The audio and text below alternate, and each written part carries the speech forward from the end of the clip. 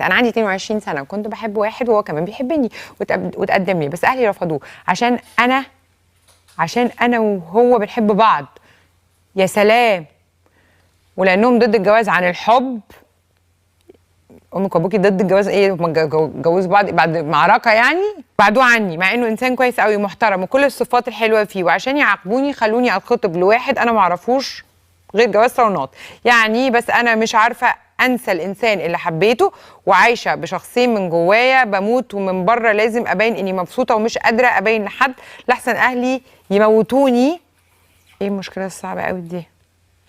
بصي يا بنتي، انا ما عنديش حل ليكي غير ان انت تستخيري ربنا سبحانه وتعالى ان ربنا يطلعك منها وما تتجوزيهوش. انت مشكلتك عميقه يعني، مشكلتك يعني ما يحلهاش الا ربنا سبحانه وتعالى. وانا لو كنت مكانك برضو ما كنتش هعمل حاجه غير ان انا حصل لي استخاره كل يوم كل يوم كل يوم كل يوم